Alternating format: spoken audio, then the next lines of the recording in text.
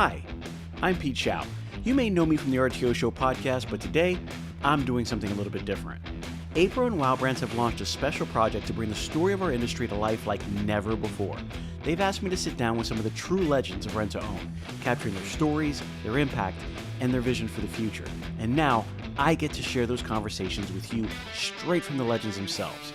All of this leads to something groundbreaking, though. A new book, The Rent-to-Own Revolution, A Definitive History of Advocacy and Consumer Access, written by APRO CEO Charles Smitherman and Wow Brands CEO Brian Krass. The book explores the grassroots of RTO, the advocacy that has defined it, and the future that we're building together. Here's where you come in. We're giving away free copies once the book is released. Just head over to the RTORevolution.com and sign up for a chance to receive a copy in early 2026. Don't miss the chance to be among the first to hold this piece of RTO history. That's RTORevolution.com. Check it out and become a part of RTO history.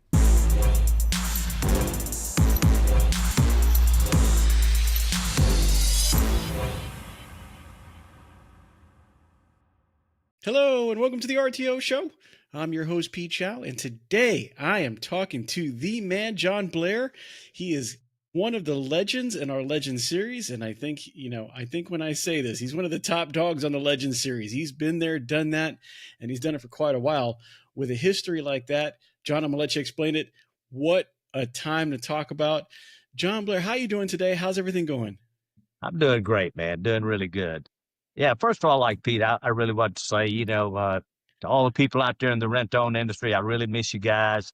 But yeah, I tell you what, I've been blessed to be part of the rent-to-own industry, and my family's doing good, and the 4 grandkids doing good. So I'm doing good. Everything's going well.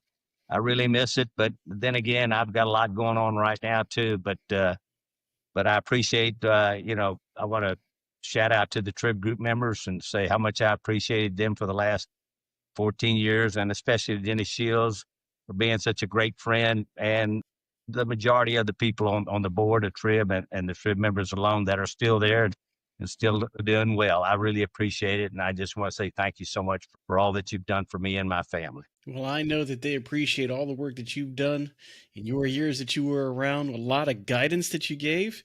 But let's go back a little bit. You and I have had some talks in the green room about your early years, and you had a crazy upbringing. You kind of did a couple things, and then you went to the military. You had a solid career there, and you decided, I know where I'm going. I know what I'm doing, and then you land in the RTO industry arena. So let's go back just a little bit. How did you start, and what happened? How'd you get into the military?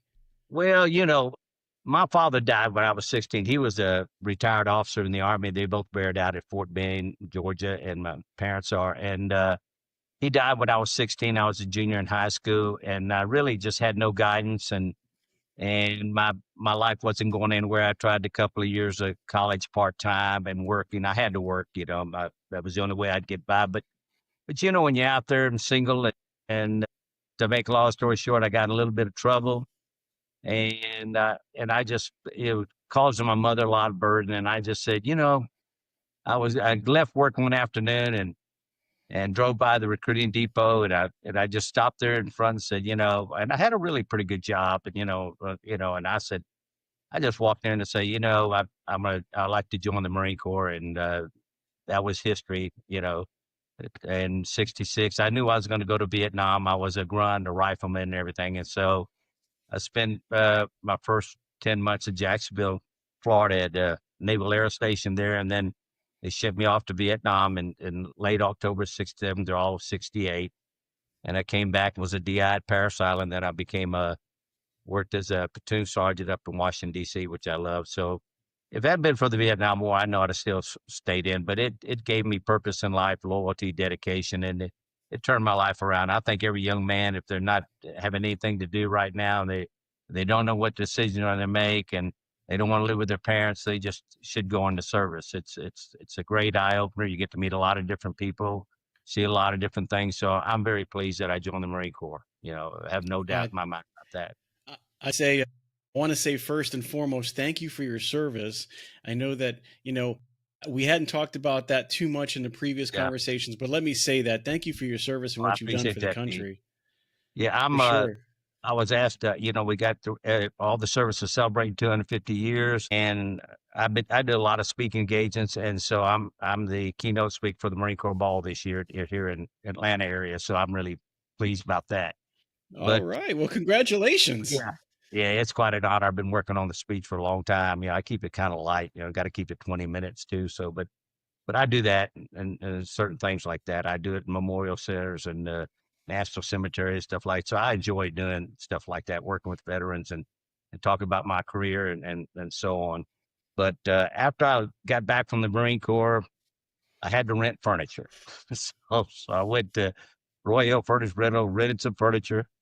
And I didn't know anything about furniture rentals, and they just opened up in Atlanta, and I moved to Atlanta to live with a buddy of mine. And when I was in Atlanta, I was right there, and the owner of one of the vice presidents came into town. And he says, I'm looking for somebody to manage a store in Atlanta. It was downtown Atlanta, Buckhead area. And I said, well, I got a good friend of mine that would like to manage it, might come up here and live with me. And when he came up, he says, I can't leave down where I'm at. And so I just went in and said, I don't know a damn thing about furniture and lamps, but I'll give you 110% if that's what you want. And that's where I got started in the career. And, down the road, Ken Butler and I became good friends because he was with Aaron's at the time, Aaron's Furniture Rental at the time. And so we kind of got to know each other and both stayed in the industry a long time. And then when Broy Hill sold, I was up in Nashville, Tennessee, and Lowry Schrader, who was one of the chairman of TRIB Group at the time, they'd been in business maybe a year and a half, asked me if I would come down and interview for the job. And I said, well, what's the rental industry, like that. And he told me, well, we rent furniture, come by, and they had about 1,500 square feet. And I said, what you rent furniture for? You rent a bedroom suite for what I rent a one-bedroom apartment for. I said, man, y'all are charging some great prices, And so anyway, to make a long story short, I think TRIB Group hired me as their first executive director because of my furniture rental background. I told them you need to get at least 4,000 square feet of a showroom space so you can have the furniture. And that's kind of the way it all started, So I was really impressed with the board of directors then. I think we only had like 17 members. And they handed me a box of accounts and said, go find an office and everything else. And they said they guaranteed my salary. I was hesitant on taking a job because they really didn't have any income coming in. So I had my first convention in Marriott, and I charged like $425 a booth space or something like that. And I had like 30 vendors come, and we only had 17 members. And after that, and I had them in different rooms downstairs. I didn't have it was at Marriott, different rooms. They walk around. They said, don't you have any more people here? And I said, well, this is it. And we probably, 2 or 3 of them only bought merchandise. So vendors were very upset and put out a lot of fires. But we started growing and getting little by little. And then when Slats came on board, Norman Slatt and the buddies came on board, he was really one that really started everything going really well. He was one of our largest, franchises. And when he went around with me to the furniture market, to Tupelo, and he would actually buy merchandise from the vendors. So it gave us a lot of trustworthy among the vendors and the TRIB Group. And the Slats would go to the conventions and grab people in and say, you need to join TRIB and stuff like that. So he really helped grow the growth of TRIB. And then Daryl Tissett came along after Slats, and of course somebody else did. But Daryl Tissett and Lowry and Norman Slatt were probably the ones that really kind of got TRIB together. Daryl was more professional, got us involved with this and the county and stuff.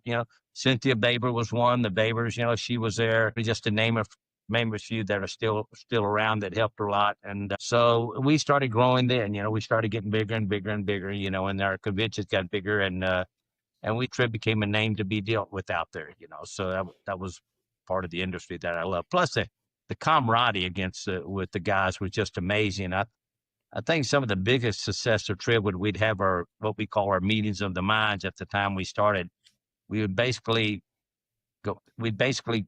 go to a little resort area, and we'd actually take a easel and throw up a pad and say, okay, what do y'all want to talk about? And they talk about salaries. They want to talk about, what are you charging this for?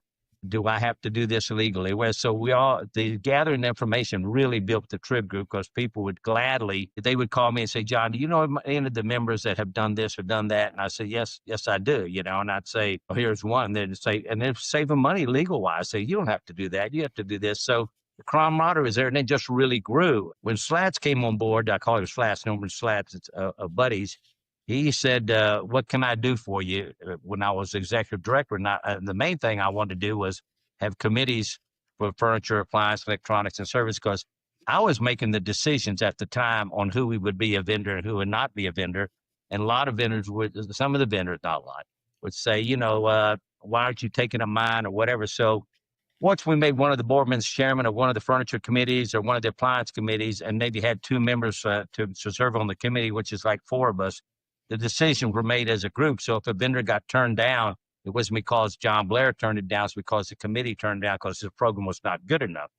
And then we decided to, Hey, John, who was on those committees? Like when you created these committees at first, who was on these committees, and what kind of different committees did we have? You're talking about in the 80s, so you're talking about David Blevins, Lowry wasn't on it, Slats, Daryl Tissett, even most of them, they go back so long. Some probably Cynthia Baker was on the committee, and Dennis Shields was one of the vice presidents of TRIB at the time, and he was on the committee, and Paul Barubian. They were just chair, and then members that were members, the franchise, we'd ask them if they want to be on the committees, and we had no problem with volunteers. We pick up 2 members where you can be on the appliance, furniture, electronic committee, and 3 of us would get together, 4 of us, including myself. And we started setting up meetings in Atlanta area where they would come in and we'd set up time and dates like they do now. We'd present their program to us, and then we go back and after they're gone, inform them whether we voted to have them in or not to have them in, And even every year they're required to do that, and we have to vote whether they should stay as a vendor. If they're not doing 30% of the TRIB members' business, then maybe that product's really not the best for the member. That's the way, I don't know how it is now because I've been away from it so long, but that's kind of the way we started. I kind of instigated the idea of like, why don't we all wear the same colored shirts when we go to APRO? So, and we found out, well, we're a huge part of APRO. The TRIB members when you walk around and see all red shirts or all blue shirts or whatever on the day, you realize he was a TRIB member. So it really brought a lot of, to the TRIB group, and so we just grew and grew and grew. And then we kind of partnered up with APRO to grow the industry alone, and to make it all in one. So everybody works closely together, APRO and TRIB, and even nationwide at the time. And so the industry has been very sharp and very growing. I'm very pleased the way the direction of the industry went. And they still have that in the industry. They still have the camaraderie. The people are still friends. I get calls all the time from different, TRIB members saying, how you doing, and things like that. So it really means a lot to me, so it was a great industry, so, and I'm still proud of them. I think the rent-to-own industry will be here forever. There's just no doubt. I think it's one of the strongest industries around because not only did they do that, they do a lot of charitable work, and when we started the rebates years ago, that was really great. It just shows how solid we were. I remember one instance, I don't know, was in the early 80s or mid 80s. Slats was president. When he was president, Phillips Corporation at the time, I would negotiate the rebates. I'd go and say, if we do $2 million, members get a 2% rebate, and we came up and we did like 1,988,000 or something like that, 1,900,000, or pretty close to only like 50,000 short. So when they came to the meeting, we were at the Marriott downtown Atlanta, and I forgot the gentleman's name who was in charge of Phillips at the time, came in and said we weren't going to get the rebate because we missed it by about $50,000. So Slat said, well, that's BS, and we should get it. We were loyal to you.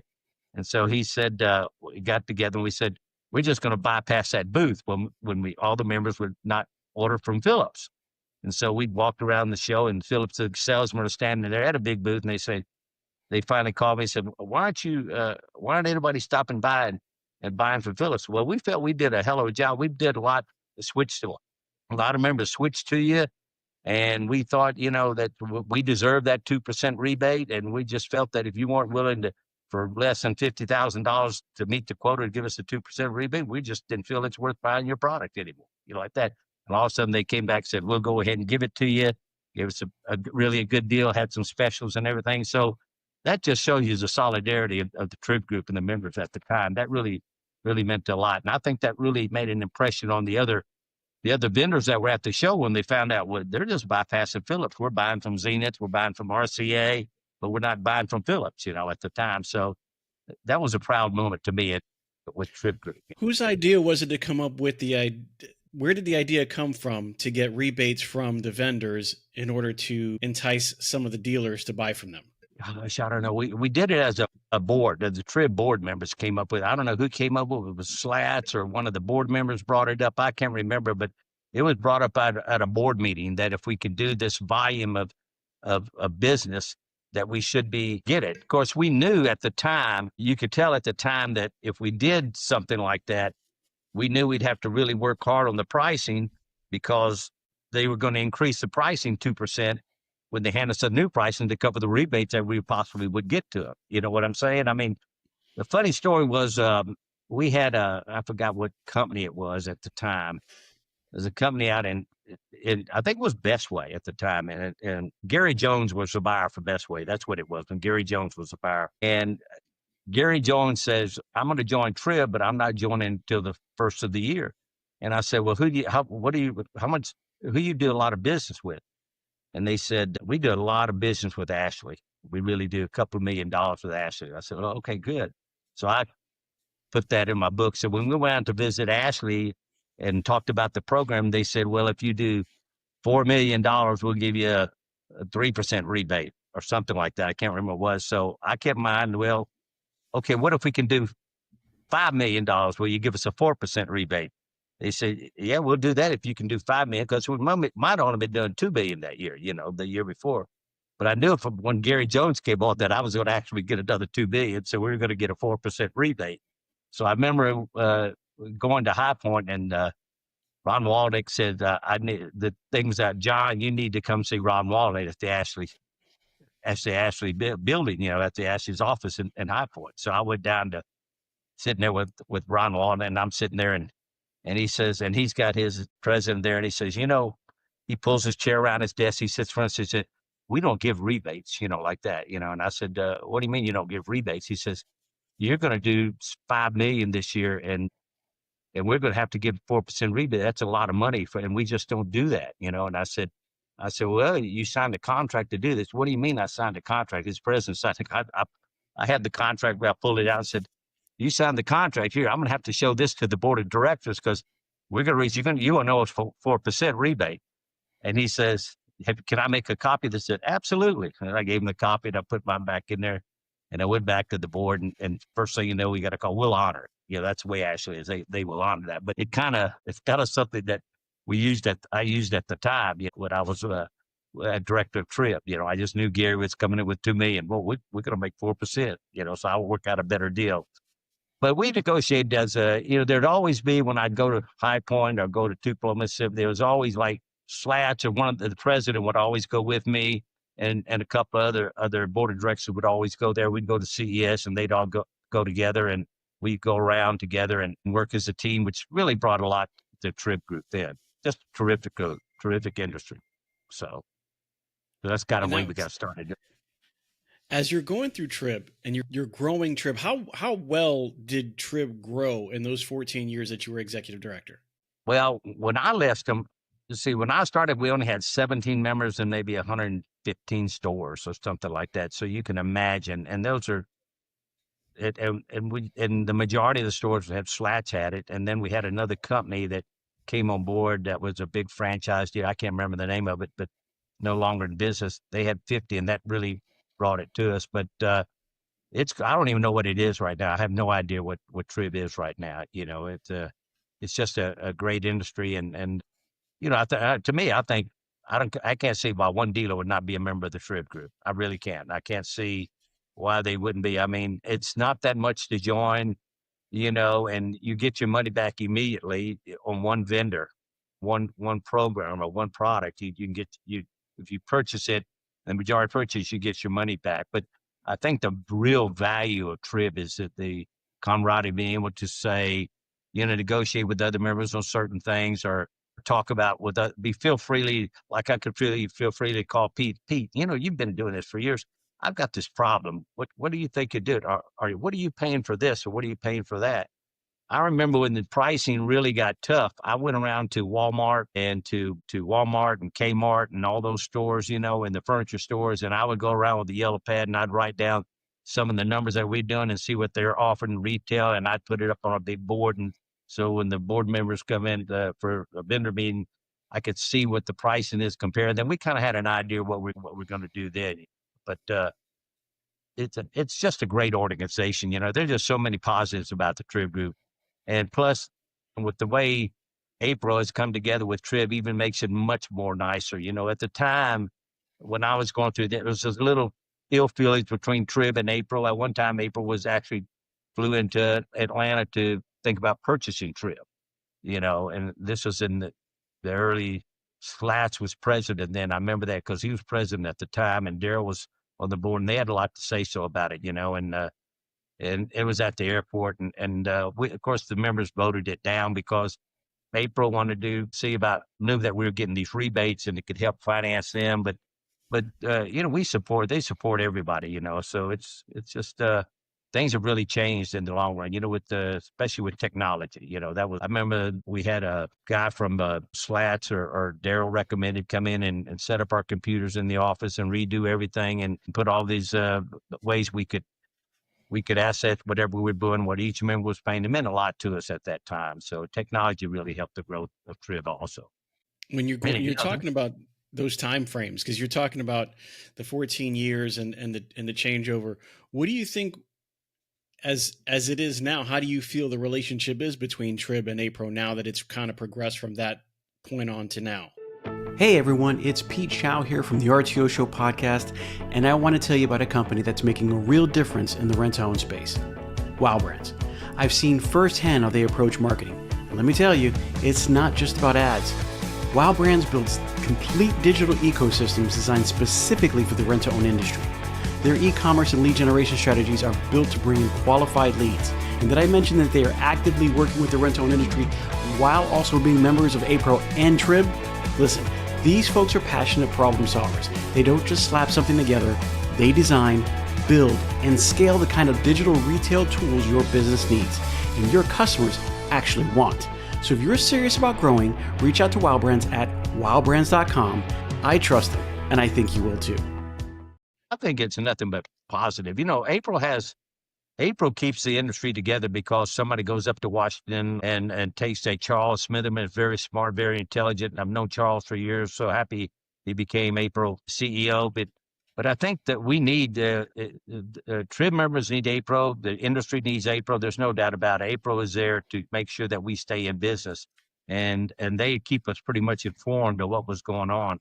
And we've always supported APRO. I mean, that was one of the big. I remember us giving money to APRO when we were managing our funds. We'd give $2,500 to APRO, whatever. APRO's always been solid with the TRIB members. I think it's a great, terrific organization. Got great people running it. A lot of people that are on the board were on the TRIB board at one time. I think it's a great organization. I think they work well together. Talking about going back a little bit earlier on, you were talking about some of the different vendors, whether it be RCA, Zenith, Ashley, whatever the case is. As you started, you said there was only a select few vendors that were there. How did you go about getting those vendors to come on the TRIB to be available with the rebates and what they do to the dealers? Well, I think the way that all came on, now that didn't come on at once. It took time. It took the period of time. I think I'd say the first 7, 8, 10 years of TRIB was really a building the confidence of the vendors to build confidence that TRIB is a strong organization that's not going nowhere. And that took time. When we do our annual shows and everything, we would really honor the vendors and they'd see the honor of the vendors. And these things take time. And what Dennis has done is really just taking it to the next level, because Dennis, to me, is a very smart individual. And he takes it to the next level. And I think it just, I went as far as I could. I think I went with them, and then Dennis took over and just took it another step further. But it took time. I can't say it's when you go in and you show loyalty to the vendors, and the word got around that TRIB is loyal to the vendors. When they pick up somebody, they support the group. They buy the product from the group, and that's what it was all about. Is that if we picked up a vendor, we're going to buy their product. And even though when you're at the shows, I'm sure Dennis been through this, some vendors that you have come up and they say, well, I'm not getting that much business. And I would always say in a very nice way, well, maybe your product is not for the rent-own industry. Maybe that's not what we need in the industry, because some vendors would have certain things, and we might have thought it was good and try it. And we don't most likely tell them, well, we'll give you a shot. But if it doesn't work out, and we feel if you're not going to do that amount of business with TRIB, then maybe the product is not there, for you, like that. And then I think the vendors got where they had so much confidence in the TRIB members that just carried on, and the word got out. Well, you need to be a TRIB vendor if you're going to grow this industry. You need to go see Dennis, and you need to see if it's worthwhile, and see if you can't get an appointment to see if your product's worthwhile having it. But you have to have a product that's going to appeal to the TRIB customers and everything else, and that's what the key is. And it's, to me, I've always said, keep it simple. If you just got to keep it simple. The pricing, the product, and everything, and offer only so many SKUs of it. Whoever thought purses would be a product that we would have? Whoever thought we'd sell lawnmowers? Whoever thought we'd sell this, or thought we'd do that, or rent this or rent that? But those are what your customer needs. They need a grill. They need a lawnmower. And I remember going, and I visited a lot of TRIB members during my time. I remember going to Colorado, and it was American Furniture. I walked into their showroom one time, and they had everything. It was like a retail store. And in the middle of the store, they had gifts for the customer to purchase. And they were basically giving these small gifts away, but they were for the kids. And they had it right in the middle. And the parents would come in, they look, and they had it right in the middle. There were little cars, trucks, little radios, headphones, and they were selling them for whatever their cost is. And they're afraid about it. They didn't raise up the price. And the customers are just in there constantly. And then I remember going down to Louisiana, and during the season down there, and this one company had air conditioners just piled up. Window air conditioners. And I'm saying, gosh, those are a lot of window air conditioners. He says, we can't keep them in, during the summertime. They would come in and and then they'd wrap them up in plastic and store them for the next time over. Instead of just saying when they come back, they would clean them up and wrap them and store them, And even when cell phones started, who would believe you'd want to rent a cell phone? They were so expensive, but it's just a way for the customer cannot afford. They don't have the credit, in my opinion, to afford to go out and buy something retail and put it. They'd much rather rent it. Plus, it gives them the advantage, as you know, in the industry, to return it without having any bad credit or anything else. And I think the families, like when somebody would rent it, they say, well, go here and rent it. I remember when my granddaughter went down to college, and she's a senior this year, and she's at Gainesville. She had an apartment, and she says, I don't know. I said, go to Buddy's right there. And of course, me knowing the people at Buddy's, they gave her a good package, and she was able to furnish her place. And so those things are plus to a lot of people. The way I got started in the industry, in the furniture rental industry, after I got out of the Marine Corps and moved up to Atlanta, I needed a bedroom suit, so I went by errands and was getting me a bedroom suit, for like $15, until I worked for Broyle, and then I'd get it for free. But it's a great industry, so, and you meet a lot of great people. That's the most important thing, is the people in the industry are just so nice, so giving, and you meet a lot of great vendor friends. I got a lot of good vendor friends, and that's why I just thoroughly enjoyed the industry so much. I'm really blessed. Well, you did 14 years as TRIB's executive director, but then you got out, and that wasn't the end of your RTO career. No. So no. What made you, what came to the idea that maybe it's time to leave TRIB and move on? And then where did you go from there? Well, I went to work for Jerry Bogo Jewelry Company. That's where I met Robbie. Okay. Robbie and I have been friends. We talk to each other just about every day. We're talking about Robbie Tyson. Yeah, Robbie Tice been friends for years, Kevin Silvers and all those guys. So at that time, believe it or not, at that time, we were doing a tremendous amount of business in jewelry. And so I just knew at this time, it was my time I felt that I could make more money in sales, and which I did. Nothing wrong with what TRIB was paying me. They paid me a good salary, but I needed to, it's a financial reason. That's the reason I left it, strictly financial. And that's the only reason. I really missed it. But I was loyal, and I left TRIB on a very high note, and so proud I did. And at one time when they had to hire the first director, they're talking about me coming back, and I just said I was just happy with what I was doing and the amount of money I was making at the time. So that's the reason I left and stayed with Robbie for several years and selling and doing really just an independent salesman with them. And I handled a few other lines of products too when I was with when I was after I left TRIB. So I was happy at that time, but I stayed.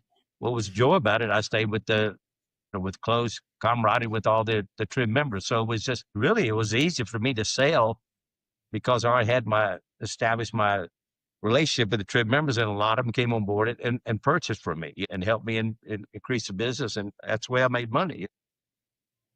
Did you see a lot of changes with TRIB after you left? I think the main thing that I think was, and Dennis came up with that idea, is the hot show. The hot show had to be, it's probably one of the key things that we ever did. When we were with TRIB, when I was at TRIB, we approached taking one product and do a quantity buy and buy all of them out.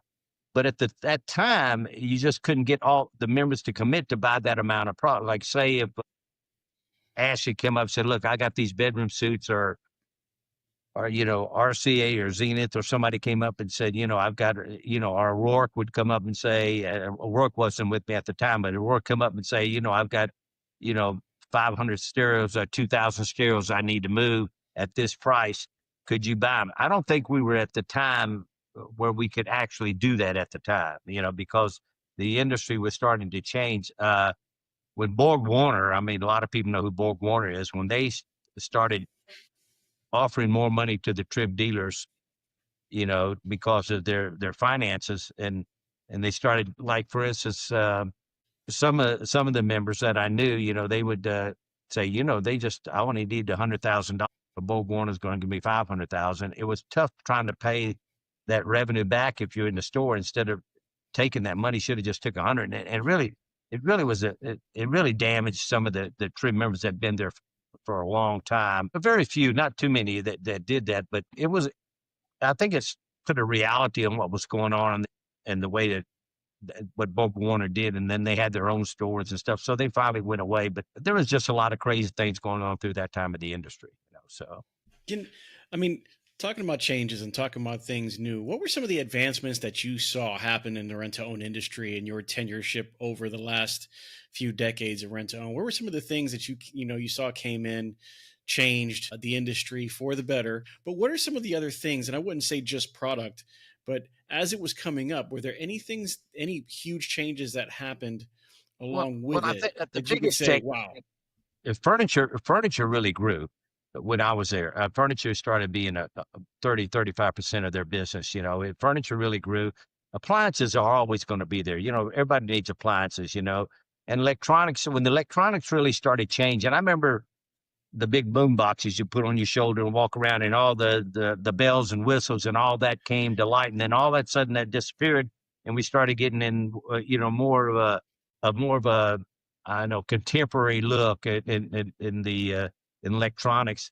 But when you get to bedding, but I think the biggest thing, I don't know if Ashley did this or not, but when they started saying we can drop off a sofa, a chair, 2 lamps, and 2 end tables, instead of just taking in 20 bedroom suits, they were able to order in groupings that they can put on their showroom or where they know that would really go.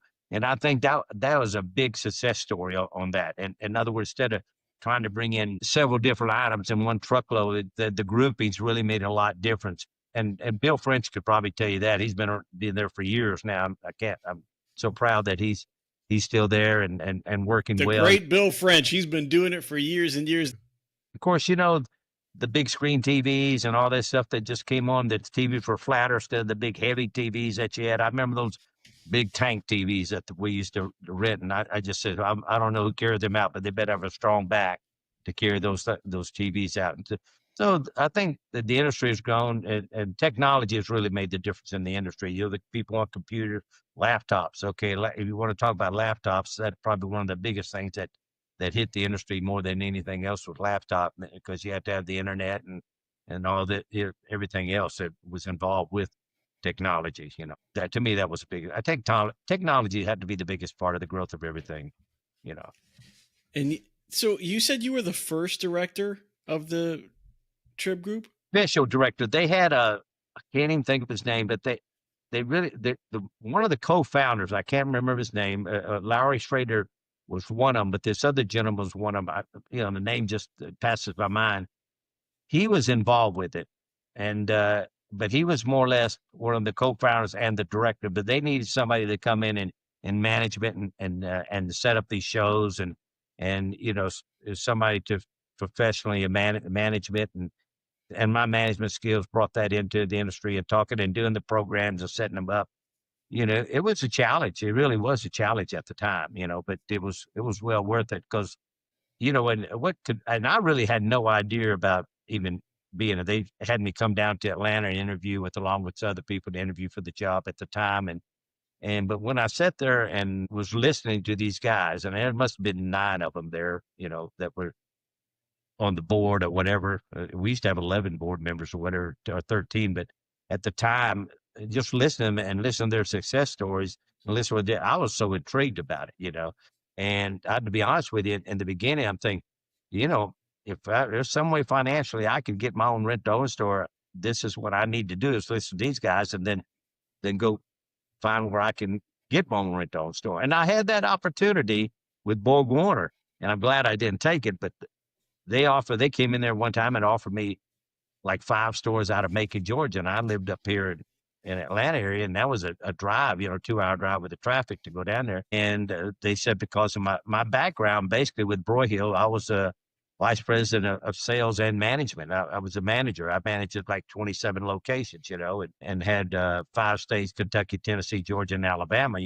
before Broyhill sold the furniture rental business. And I basically was interviewing with Court and some other industries and decided to take an opportunity with the rent to own, which I'm glad I did. But that's been my background, the furniture rental background. I even at one time, Kim Butler offered me a job, and I just said I was good. I said no, I didn't really want to work in that area, But it was just when I sitting there listening to talk to him, and I'm thinking, boy, I need to get in this business, because at that time, and a lot of members, they just mortgaged their house and it cost them maybe $100,000 to get in rent-to-own business, and with the mortgage of the house and payments, and Borg Warner was loaning money, and they were going to give me like 98% financing, but my kids were in school and I just couldn't drive all the way down there and back every day, and I didn't want to move to Macon at that time, so I was comfortable where I lived. You make decisions that at that time you think it's best for the family, and that's what you do. And that's what I did. I have no regrets there at all. Matter of fact, I'm probably glad I didn't go with them. I'd probably be bankrupt and owe everybody money right now. So when you left TRIB and you went to the jewelry sector, how long did you stay there? Only about 3 years and 3 or 4 years, and then the jewelry went out. It only lasted, it's going, everything's up and down, but it went in and people are doing jewelry. Now, Robbie Tyson's still into it, but it was huge at the time. It was just huge putting it, people wanted it that bad. But then the prices of gold, I think, caused the price of gold went up. That's what really, I think, caused it down for the rent-on jewelry business, because we were doing a lot of chains and different things there. And I was mainly making good money on commissions and stuff there. And so I was sitting at, the business it was going under. What happened was it in 2000? No, let's see, when did I start with them? It was in 1998 or 2000 when everything dropped. The market dropped. People weren't buying for it. So we had a big contract with one dealer over $500,000, which Robbie Tyson and I at the time were kind of independent, and we were going to do well, but everybody just said we're canceled. They'd rather have furniture appliance. They canceled all the jewelry orders. Everybody just canceled. There was a time when the market hit or whatever. I can't remember exactly when it was, but that was at the time it did it. It was it was probably, let's see, can't remember when I left TRIB in 99, I believe. So it was in the early 2000s when all that happened. And, so I basically didn't have a job, I'd had a job, but I wasn't making any money. And I got a call from, PTS Benefit and Financial Services and from, Tony Farrell about taxes. And he lived in, this company was in Calhoun, Georgia. And he called me up one day, and I didn't know who he was. And he says, this is Tony Farrell. I said, I got your name from somebody. And I said, I think your client is what we're doing in the rent-to-own business, And I said, doing taxes. And I said, well, I don't know anything about taxes. I said, I'll come up there and talk to you, not just to help him out. And I went up there, and he said, he had a tax. He was doing a lot of tax at finance office. He said, your customer is perfect for my business. And the rent-to-own business was doing taxes. There's several members were doing taxes big time. And I said, well, let me give you some people to call and talk to, like that, and he called Dennis, and he called, Bill at the time of APRO, and he called him, and they just said, if you want to know a lot about the business, you need to hire John, like that. So I went up there and I started talking to him.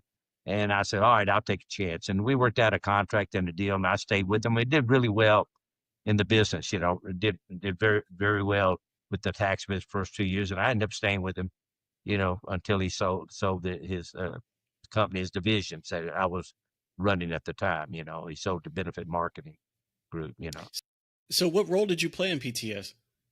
I was their vice president of sales, PTS, of operations and sales. I handled all the sales for his benefit program. Same thing that Benefit Marketing does. That's what I did, We were in competition with Benefit Marketing. How long did you do that?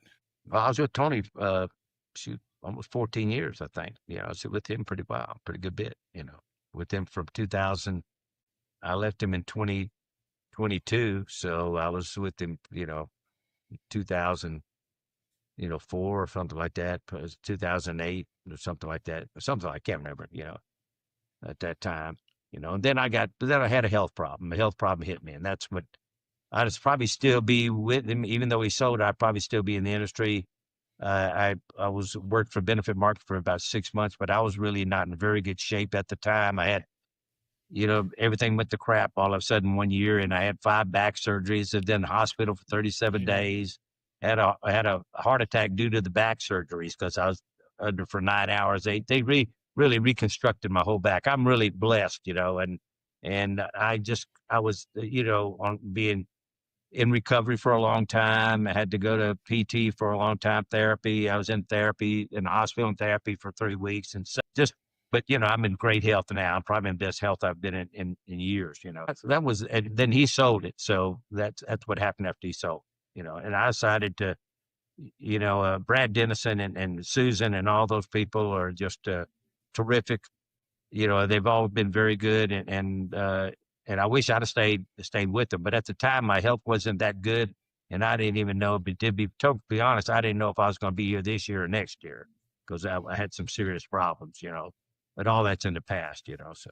I want to say you look pretty good today. I know that you've been working out, you're getting healthier. You look way better than from what you make it sound. I don't think I've seen you back then, but I seen you now. You look in really good shape. Well, you got to work at it. You just got to work at it. God gives you a gift to work at it, and that's what I did. I came pretty. Robbie Tyson really knows more about it than a lot of people, but I came pretty close to.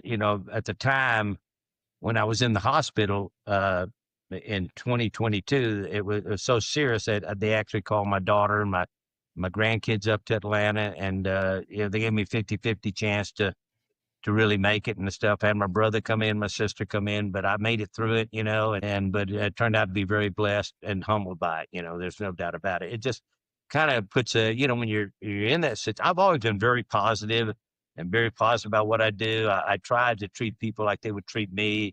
I try to be honest and upfront with everybody. I don't like to embellish a lot of things. I do talk a lot and embellish a lot, but I think that's the main thing. And God was with me all the time, and so when you. A matter of fact, I even flatlined in recovery, and they brought me back. So Oh, that was one of wow. the things. Yeah, it was something else, but I'm very blessed to be here. And like I said, the industry is treating me well, and I'm happy with what I'm doing. And I've done some consulting work and some things like that, which I enjoy. And been offered a few things, but I don't know if I can do all this traveling anymore like I did before. It's just a lot of traveling, especially here in Atlanta. Nobody likes going to the Atlanta airport because you never know what you're going to see when you get Yeah, there. it's one of the airports in the country that I think I rather avoid if I can. But it's a big hub. It's a big hub, and you gotta go through it sometimes. Well, when you You got to know, leave 3.5 hours from my house to get to the airport because you don't know what the traffic's going to be like. Because I'm on the north side of town and the airport's on the south side. It's different, because I'd rather get there and sit there and in the crown room or someplace and read the paper than sit there and be rushed because you just don't know when security is just a nightmare there, and you never know when they're going to cancel flights or whatever. I've sat in there one time for 14 hours when I could have been better off going home and coming back. But they just kept saying that, we're going to get a plane, we're going to do this, we're going to do that. That's part of traveling now. I think a lot of people go through that a lot, so, but I've it been is. pretty lucky in my travels, and everything else. It's been a great life. I'm really pleased, where I'm at right now in my life. So I'm really happy, and like I said, if the dealers, the TRIB members and Dennis and all the board, I'm very proud to have served being a TRIB executive director. Just a great life for me. And I appreciate everything they have done. And APRO the same way. I was so glad when Charles and I worked together at PTS for probably 6 or 7 years. So he's a great, super guy, great asset to the APRO industry. And there's a lot of great guys on the board. I just go on and on to name all of them. There's just so many of them. And they're also caring and giving. And that's what I like. I like the idea they do a lot for the customer, do a lot for charity, and I made a point to go to every state show there was if I could, and I had so much fun at those state shows. They're just so much fun, and people appreciate your loyalty and everything else. It's just been a great joy. Well, I got to tell you, John, I'm glad that you were in the industry. I'm glad that you did the service for the country, and I'm glad that you can celebrate that on the 250th anniversary of a lot of what's going on with the military and that they want you to speak. It's nice to be able to talk to one of the first executive director of TRIB, who Yeah. lasted in the industry for 14 years, PTS 14 years. You soldier, you're pretty much done just about Yeah, anything in the business like that we almost can 40 take. years. I think I started with them I can't remember. I started 84, 85, and I've been in the industry since then. So that's 40 years almost. That's 40 years, just That's about. it. That's it. Yeah, I'm 38 years in the industry, which is good. I still get all the emails from April and everybody else and all this stuff. There's so many things that we went through. There was just when you think back, there was a company that tried to compete with the industry. April was called Rental Dealer News. I never forget them. They tried to compete. They didn't go anywhere. And, everybody's trying to compete, but, we have such loyal and strong people in the industry that are just the RTO, to me, is the best industry, I think, working environment you could be in. It's so good to people. They treat their customers well. They treat their employees well, and they look after them. And I think that's just terrific what they do. I can think of so many people that's just off of my mind who's Mike Tissett's the group, I visit his area, and he has such a great group up there, and there are just so many, Cleek out when I go out to, I used to love to go to Missouri, there's just a lot of stories out there, and Those are Michael a lot of Bennett. great guys out there. Yeah. Oh yeah. Yeah. I mean, the industry's so good. There's a lot of really, really nice guys there and really genuine, guys that you can trust. And I think that's what's really good about the industry. You can trust people. There's a lot of people you can't. You go to different companies, you hear about it, but you can go and they say something, they're going to stay behind it. There's no doubt about it. I It's been completely great. agree. I agree. Yeah. Well, listen, And John, I we agree. And appreciate what you're it. doing is great too. I think what you're doing is just terrific. I think it's no, when I knew you were doing a podcast, when I don't know if Robbie told me or somebody told me that you were doing a podcast, and I said, that's the smartest thing you ever came up with, is do a podcast. There's so many podcasts out there, but it's not one for rent to own, and I No, think you, but we're meaning to change that, and I appreciate yeah, that, John, because it means a lot coming from you, somebody who's done 40 yeah, years, 40 plus years yeah, in the business and knows about it as much as you do. Guys, I say I appreciate you guys being here with us. John Blair has been an amazing guest, kind of telling us what's going on from the beginning of April all the way, or excuse me, from TRIB to now, and all the intricate details of yeah. how and who and what happened in between now and then. I'd say if you guys have any questions, please feel free to reach out to the podcast. Hit us up on the email at pete@thertoshowpodcast.com. Feel free to also go on the website. It's www.thertoshowpodcast.com. You can check out there, see who our sponsors are, get into some swag, get a shirt, get a couple of things, get a hat for when you're out there in the world.